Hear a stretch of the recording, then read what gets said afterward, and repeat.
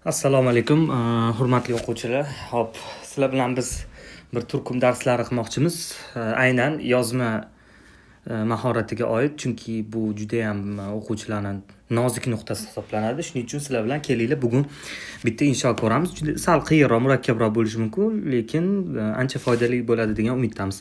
Hop, boshlaydi demak. As-sual, mana savol. Birinchi savol berish ham yaxshilab, savolni ham yaxshi o'qishni o'rganish kerak edi. Endi har qanaqangi imtihonlarda beriladigan savollar umumiy obyektiv birinchi kirish qism o'laroq sizga fikr beradida, ikkita gap bilan, kamida ko'pida ikkita gap, unaqa ko'p bo'lmaydi. Ikkita gap bilan kirish qism qiladida, keyin o'zini savolini taqdim qiladi. Mana xuddi shu shaklda biz ham sizlarga savol taqdim qilamiz. Qila fil amsal, demak masallarda aytilishicha, innal vaqta, albatta vaqt aghla min az-zahabi wal fiddati. Demak, aghla degani bilsanglar eng qimmat degani. Juda ham bebaho, ya'ni oltin va kumushdan da bebaho. Va yakthuru as-su'alu kathiran. Juda ham ko'p savollar bo'ladi bu yerda. Amma kayfa yumkinu lil insani al-istifadatu min waqtihi. Ya'ni amma kayf, qanday yumkin lil inson qila oladi al-istifada min vaqti, ya'ni vaqtidan foyda ola oladi. Bishaklil amsal, amsallar doim ya'ni namunaviy, ya'ni ideal deb tarjima qilsangiz to'g'ri bo'ladi. Ya'ni ideal shaklda qanday vaqtidan foyda ola oladi va ma'rifati ahamiyatihi, va uni qanchalik muhim ekanligini biladi.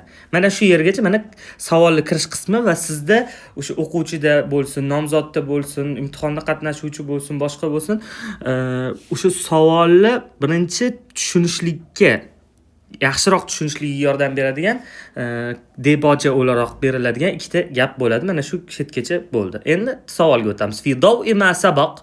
Ushbu demak yuqoridagi gaplarimiz ostida uktub insha'an, bir insho yozing. La yaqilla an 250 kalima. 250 da kam bo'lmagan. Tubayyinu fi, unda ya'ni bayon qilishingiz kerak. Ahamiyatal vaqt. Vaqtning muhimligini. Kimda? Fi hayatil fard. Shaxsning hayotida. Muroyan qoidal kitobi kaf. Barcha qoida, yozuv qoidalariga amal qilgan holatda. Demak, davom etamiz. Menimcha savol tushunarli. Yog'i vobshim yosh bolacha bo'lib ketadi, to'g'risi. Tabiiyki bitta narsani yana aytib qo'ymoqchiman, shu fursatdan foydalanib.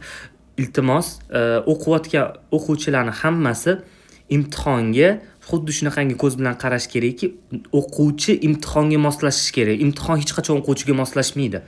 Imtihon hammaga birdek qo'yiladi. Biladiganga ham, bilmaydiganga ham, o'rtacha biladiganga ham, biladigan hammasini yechadi, o'rtacha bilmaydigan, biladigan yarmini, bilmaydigan umuman hech narsani yecha olmaydi. Hech qachon hech qayoqda ko'rilmagan narsa bu. Imtihonni o'quvchiga moslashtirilishi. Shuning uchun siz har doim iloji boricha qiyinroq narsani o'rganishlikka va ko'proq bilim olishlikka harakat qilish kerak. Osonlashtirishni o'rganish xato, chunki o'rganib qoladi hamma narsani osonlashtirishga. Demak, boshladik. Ahamiyatul vaqti fi hayatil fard. Inshoda iltimos yana bitta narsa eslatma o'laroq aytib ketaman. Inshoda har doim unvon deymiz-ku, unvon. Qo'yishimiz kerak unvon. Mana ko'pchilik yozganda xato yozadi. Nima uchun? Inshoga unvon qo'yilmasa, insho bo'lmaydi. O'zingiz fikringizni yozayotganingizda ham va hattoki biz o'zbek tilida ham, misol uchun ona til bo'lsa, adabiyot bo'lsa, insho yozilsa birinchi sarlavha qo'yiladi. Ana shu sarlavhasi unvoni bo'lishi kerak bu yerda. Uni unvonsiz boshlash yaxshi emas. Ya'ni bu o'sha o'quvchini darajasi past va insho yozish mahoratlarini bilmasligiga dalolat qiladi. Demak, boshladik. Hada mavdu'un, demak ushbu mavzu, ya'ni vaqt haqida ketadigan bugun mavzuyimiz. Hada mavdu'un, ushbu mavzu nasma'uhu, uni eshitamiz. Mana bu yerdagi hu bilsanglar, mavdu qaytadi, ya'ni domirlar qaytadi arab tilida. Demak, ushbu mavzu nasma'uhu, biz uni eshitamiz baynal hin val akhir. Buni baynal hin val akhir lug'atlar yozib ketsanglar bo'ladi. Ya'ni vaqti bilan deb tarjima qilsangiz bo'ladi. Baynal hin val akhir. Mana shu yerda o'zi aslida bu baynal hin val hinil akhir bo'lgan. Arablar bilsanglar, balog'at o'laroq masalan bittasini tushirib qoldiradi.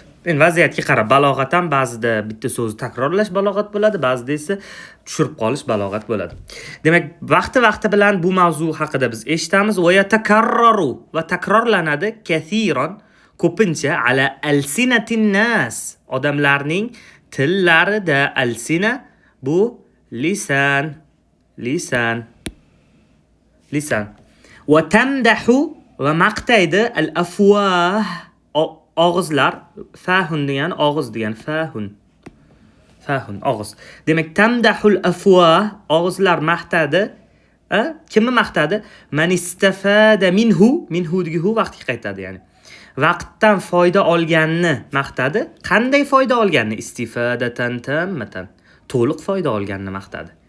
Demak, ko'pchilik maqtaydi demoqchi. Ya'ni mana shu odam vaqtiga ulguradi, hamma narsani eplaydi deb. Mana shunaqa iloji boricha mana masdarlar chiqazib, mana chiroyli qilib, maf'ul mutlaqlar berib yozilsa, uni murakkablashtirish shart emas. Plagiat yotlab, hazal mavdu yuwafiqu tullaba sag'iran va kabiran va rijalan va nisa kerak emas bunaqa narsalar, ortiqcha narsalar. Darajani tushiradi bu har doim. Li'annahu chunki vaqt ya'ni yabdu sag'iran kichik bo'lib ko'rinadi. Yabdu degani o'sha yazharuga o'xshagan ma'noda keladi. Ya'ni kichik bo'lib ko'rinadi. Ka'annahu la shay'a. Go'yoki u hech narsadek ko'rinadi. Kim uchun? Fi nazaril atfali va sigharis sinni. Ya'ni kimlarning nazarida? Bolachalar va kichik yoshlilar nazarida hech narsadek ko'rinadi vaqt. Va sababu fi zalik. Bundagi sabab nima? Ya'ni bolalar nima uchun vaqtni g'animatligini yaxshi tushunib yetmaydi. Annahum la yudrikuna ahamiyata zalikal kanz. Ya'ni ular mana shu xazinaning ahamiyatini qanchalar, ya'ni muhim ekanligini la yudrikun idrok eta olishmaydi. Qachon idrok etishadi? Illa ba'da an yakburu. Qachonki katta bo'lganlardan keyin va yasiru balighin, qachonki o'sha balog'atga yetganlardan keyin. Sor yasir aylanib qolish ma'nosida ishlatiladi. Endi buni kana va axavatlarida keladi bilsanglar. Va inda zalik u payti, vaqt qadrini bilganlardan keyin la yanfa'uhum shay'un. Hech narsa nima yordam bermaydi.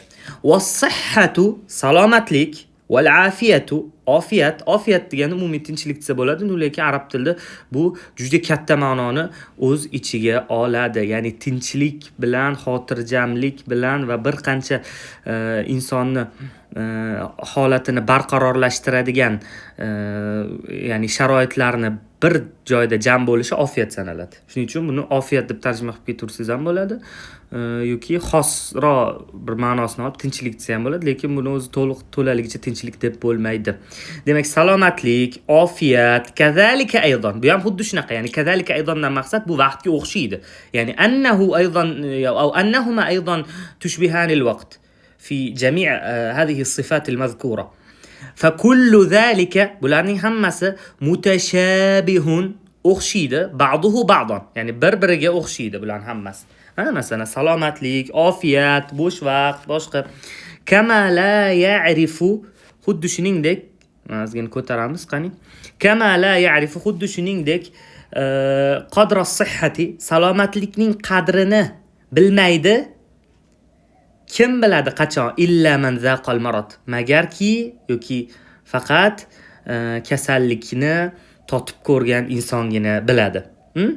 Kazalika xuddi shuningdek la ya'rifu qimatal vaqt wal faragh. Ya'ni ikkita narsa bu yerda bor. Qimatal vaqt wal faragh.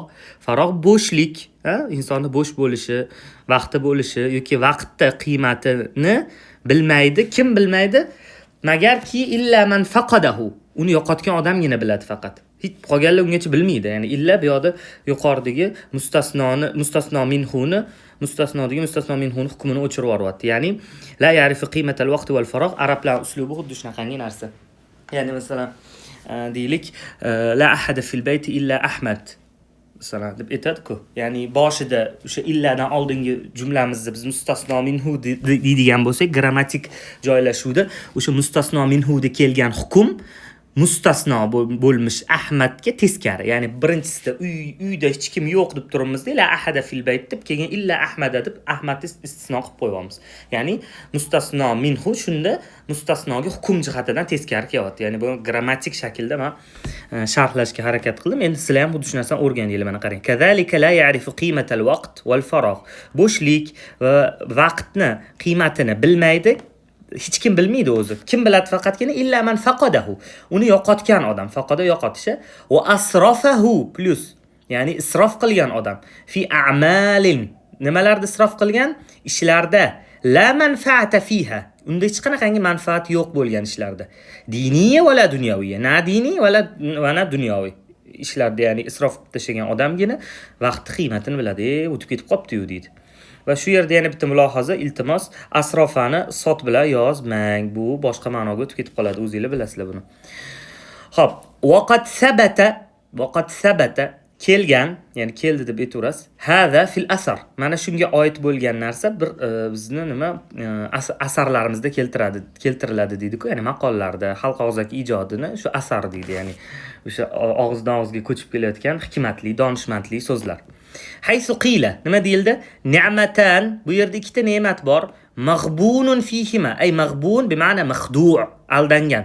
U ikkisida aldangan kasirun minan nas, ko'p odamlar aldangan. Ya'ni ikkita narsa bor bu yerda, ko'p odamlar unda aldangan. Nima? As-sihha val farogh.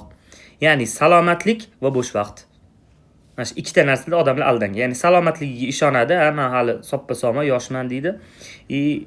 Aldanib qolib, o'sha kamchilikka yo'l qo'yadi va natijada salomatligini bir qismini yo'qotadi, yo'q kulli to'liq yo'qotadi.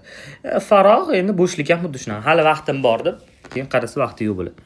Va yustafadu min hadhal qawli, ushbu gapdan yustafadu degani foyda olinadi. Ya'ni ushbu gapdan xulosa qilinadiki, deb gapirmoqchi bo'lsangiz, mana shu jumla ishlatsangiz bo'ladi. Yustafadu min hadhal qawl anna man istaghalla, kimki istaghalla, ya'ni foydalansa, istaghalla. Bu yerda yaxshi ma'noda kelgan, yomon ma'noda ham keladi. Anna man istaghalla, kim foydalansa, hatayni ni'matayn, ushbu ikkita ne'matdan, wastafada minhuma, va foyda olsa undan, ya'ni shu ikkita naqadan ne'matdan, kama tuliba minhu, ya'ni undan talab qilingan shaklda. Ya'ni undan qanday talab qilingan bo'lsa, shunaqangi foyda ola olsa, fa innahu, albatta u yanalu najahan fi hayatihi. Hayotida shunday bir muvaffaqiyatga yanalu noil bo'ladiki, yetishadiki, lam yablughu ahadun minan nas. Ya'ni odamlardan birortasi yetishmagan bir muvaffaqiyatga yetishadi. Mana najahan, qanday bir najah? Lam yablughu ahadan minan nas. Mana arab tilida o'qiganda jumlalarni his qilish kerak. Mana bunda o'qiysiz, fa innahu yanalu najahan fi hayatihi. Bo'ldi. Shu yerdan paqqa tarjima qilmasdan ili boshqa fikrlarni bermasdan mana ochiqlayazgina u muvaffaqiyatga yetishadi deb noaniq beryapsiz. Xo'p, qani? Buni ochiqlasa bo'ladimi mana? Ochiqladik. Lam yablughu, ya'ni unga hech kim yetmagan, ya'ni hu najahga yetadi. Ya'ni o'sha muvaffaqiyatga ahadu minan nas, hech qaysi bir odam yetishmagan bir muvaffaqiyatga yetishadi agar mana shunaqangi ish qilinsa. Chunki boyagi yuqorida aytganimizdek, maghbunun fihima kasirun nas, ko'p odamlar aldangan bu masalada. Va yahsulu, va yetishadi, yoki erishadi ala tafawuqin kabir, katta muvaffaqiyatga. Endi tafawuq muvaffaqiyat desangiz ham bo'ladi endi buni. O'zi tafawuq degani fawqdan olingan, bilasizlar? Fawq va taht. Inzil taht, is'ad al-fawq deydi. O'sha. Ya'ni tepa degani, yuqorilik degani. Endi bu yerda muvaffaqiyat desa ham to'g'ri bo'ladi. Va yahsul ala tafawuqin kabir, katta muvaffaqiyatga yetishadi bisababi ittiba'ihi, ergashgani sababli. Nimaga? Hadhihi an-nasihata az-zahabiyyata, mana shu zahabiy bilsanglar, mana hamma biladi buni, anul kitoblarda ham keladi. Zahabun degan so'z bor. Zahab bu oltin degani o'rtoqlar. Zahabiy degani demak tillo, tillo. Mana shu tillo nasihatga amal qilganligi uchun muvaffaqiyatga erishadi. Fal aqilu, aqlli kishi yasma'un nasihata, nasihatga quloq soladi, va yantafi'u min vaqtihi, va vaqtidan foydalanadi, foyda oladi. Qarang, istafadaga sinonim intafa'a. Sizda har doim inshoingiz qachonki zo'r bo'lishini istasangiz, inshosi mana rivojlanmayotganlarga juda katta maslahat, sinonimlarni ketma-ketligini zo'r ishlating. Sizda kamida ikkitadan bitta jumlani sinonimi yoki bitta so'zni yo fe'lni sinonimi bo'lishi kerak. Endi so'zni sinonimini yaxshi ishlata olgan odam tabiiyki keyinchalik so'z birikmalari, jumlalarni sinonimli variantda bera oladi. Misol uchun, ana zahabtu ilal bayti sabahan degan gapni, masalan, oddiy gapdan deylik boshlaylik, shuni 3 xil, 4 xil variantda yoza oladi. yozsa shunaqangi holatlar bo'lib qoladi-da, chunki inshoda bitta jumlani 2-3 marta qaytarishingiz kerak bo'lib qoladi. Ana shunaqangi paytda sinonimlardan foydalansa bilinmaydi. Bittasini 100 marta yozsangiz, u tabiiyki nima deydi, yosh bolacha bo'lib qoladi. Demak, yantafiu istifadani sinonimi. Ya'ni yantafi min vaqti va vaqtidan foyda oladi, ya'ni ham nasihatga quloq soladi, ham vaqtidan foyda oladi. Nima qilib foyda oladi? Bi mumarasatil a'malil mufida. Foydali ishlar bilan shug'ullanish bilan birgalikda. Keyin mana shu yerda ham qarang, mana yantafiu degan fe'lni o'rgandinglar. Yantafiu degan fe'lni o'rganganingizdan keyin gapni yopib qo'ymang nuqta qo'yib. Vaqtidan foyda oladi deb. Bizning o'zbek tilida bo'lishi mumkin, vaqtidan foyda oladi deb faqat nuqta qo'yib qo'yish. Lekin arablarda bo'lmaydi o'rtoqlar. Mana yantafiu min vaqtihi deyish kerak-da. Nima? Bi qo'ying. Nima bilan foyda oladi? Ochiqlash kerak. Bi mumarasatil amal mufid. Endi buni ham ochiqlashimiz kerak. Foydali ishlarni nima nazarda tutamiz? Tikishmi, bichishmi, pishirishmi, kuydirishmi nima? Ya'ni aynan al-a'mal al-mufidadan maqsad nima desak, mana buni ham sharhlashimiz kerak. Min talabil ilm, ya'ni ilm o'rganish, va amal va bir ish qilish, va musaadatil akharin yoki nima boshqalarga yordam berish. Amal jahilu, endi aql dedingiz-ku, teskarisini ham berishingiz kerak. Tepada masalan aql deb ketdik. Endi johil, nodon inson keladigan bo'lsak, fala yasma'u ahadan, u hech kimga quloq solmaydi. Va yatasarrafu va ish tutadi, nima deydi? Ish tutadi deb tarjima qilsangiz bo'ladi. Ya'ni harakat qiladi, va yatasarrafu kama yasha, ya'ni istaganicha ish qiladi, xohlagan ishini qiladi. Duna tawjih, hech qanaqangi bir nima yo'naltirishsiz. Yo'naltirish degani kimdirdan so'rab, yo'l yo'ruv so'rashsiz. Vala irshad, irshad ham tawjihga sinonim, ha? Yo'l yo'ruv ko'rsatish ma'nosida ishlatiladi. Fayabqa, natijada endi nima bo'ldi? Mana shuncha narsa, ya'ni yo'l yo'rusiz, birovni pan nasihatiga amal qilmasdan turib, xohlagan ishini qilib tashlashlikning oqibati nima desa mana fayabqa qoladi fin nihaya so'ngida nadiman nafsahu o'z nafsini koyib ya'ni o'z nafsini urushib nadomat qilib nadiman nafsahu mana hol qarang khosiran ma indahu min as-sarwatil kabira ay al-waqt al-murad bis-sarwa al-kabira huna al-waqt ya'ni sarva boylik. Katta boylik, o'zidagi katta boylikni yo'qotgan holda va o'zini koyigan holda oxirida qoladi. Wala siyama ayniqsa anna israfal vaqti vaqtni isrof qilish awaqibuhu uning oqibatlari ashaddu juda ham og'ir min israfil mal pulni isrof qilishdan ko'ra. Li'annal mala chunki pul ya'ti va yadhhab keladi va ketadi. Walakinnal vaqta lekin vaqt idza zahaba agar ketsa la ya'udu marratan ukhra boshqa qaytib kelmaydi. Va fil khitam so'ngida ad'u jami'an nasi barcha odamlarni chaqiraman. Mana qarang, o'zi bizni yana bitta narsani ham aytib ketdik. Asosiy qismni tugatdim men hozir. Mana asosiy qism. Hozir men ko'rsatib beraman har bittasini. Anaqasini. Mana endi xulosaga keldik. Hozir o'qib oling, men sizga inshoni qanaqa tartibda bo'linishini ko'rsataman. Bo'linganini. Fil khitam so'ngida xotimada xulosada ad'u jami'an nas barcha odamlarni chaqiraman ila ig'tinamil vaqt. Mana o'zi istifada, intafa'a dedik, endi uchinchisini ham keltirdim. Mana ig'tinam, ya'ni bir-biriga ma'nodosh, yaqincha sinonim bo'lmasa ham yaqin so'zlar. Ya'ni vaqtni g'animat bilishlikka chaqiraman barcha odamlarni. O'zbek tilida ham bor, mana g'animat. Iloji boricha arabcha so'zlarni ham keyin o'zbekchaga sozlab, moslashtirib yodlaylik. Kim o'zbek tilini yaxshi bilib arab tilini o'zbekchaga moslashtirib yodlasa, zo'r so'zlarni yodlaydi. Uni o'tirib 100 marta takrorlash foydasi yo'q. Demak, barcha odamlarni vaqtni g'animat bilishga chaqiraman. Qobla an yatrukahum, ya'ni vaqt ularni tark qilmasidan oldin. Va illa agar bunga amal qilishmasa, yusbihu nadimin, afsus nadomatda qolishadi va khasirin va yo'qotishadi, ya'ni mahrum bo'lib qolgan holatda bo'lishadi. Bi aydin farig'a. Bilsanglar, ayd yadunni ko'pligi. Ya'ni bo'sh qo'l bilan, bo'sh qo'llar bilan deb aytilgan. Bu yerda ko'pchilik bo'lgani uchun.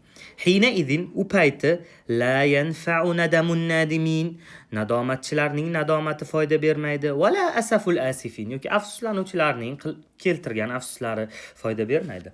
Ana endi mana oxirgi gap shu xulosani. Mana ko'rdingiz xulosa 1 2 3 4 qator bo'ldi. Uni ko'p bo'lish shart emas. Muhimi o'sha inshoni birinchi o'rinda joylashuvini, ya'ni taqsimotini chiroyli qilish kerak. Kirish qismini chiroyli shaklda joylashtirish kerak. O'rta qismni ham shu bo'lish kerak hammasini. Va xulosa qismini ham chiroyli qilsa, o'zi bilmagan holatda 250 ta so'z yozib qo'yganini, 300 ta so'z yozib qo'yganini bilmay qoladi va ma'noga ko'proq e'tibor bersa, o'sha ma'noni ochaman deb shuncha so'z yozganini o'zi bilmay qoladi. Lekin songa yopishib olsangiz, mana 250 ta qilishim kerak ekan, ikkita so'z yozib ham qo'shib mamcha qoldi desangiz, uni foydasi yo'q. Birov uni sanab o'tirmaydi. Hamma ma'noga qaraydi. Birov inshomani o'qiganingizda, siz yozganingizni o'qiganda kitob o'qigandek bo'lish kerak. Mana kitob o'qiganimda tushunasiz-ku, jumlalarning ketma-ketligi, shu marjon shodasidek mana gaplar tizilib yozilishi kerak. Pala partish, tovuq yugurib ketgan naqalarga o'xshab ketish kerak emas-da. Mana tartibsiz shaklda bo'lmasligi kerak.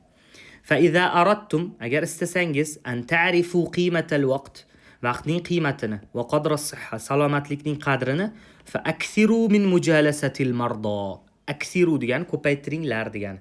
Ya'ni min mujalasatil mardo. Kasallar bilan birga o'tirishlikni va kibarissin va yosh kattalar bilan birga o'tirishlikni ko'paytiring.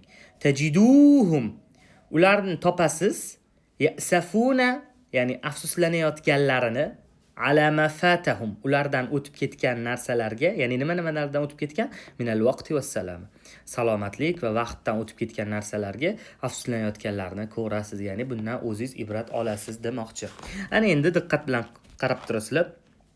Mana insho qay tartibda bo'linyapti. Mana savol qismi bor, mana unvon qo'ydik, sarlavha, mana demak, mana hada mavdu'un nasma'uhu baynal hin wal akhir, mana kirish qism bitta. Mana vasavvaro zalik, mana masjidgacha deylik, mana sig'or sin yoki masalan tammatan, mana masalan 2 qator, 3 qator bo'ladi. Xuddi mana xulosaga o'xshab. Xulosa ham sanasak 3 qator, 4 qator chiqdimi, bundan ham 3-4 qator berasiz.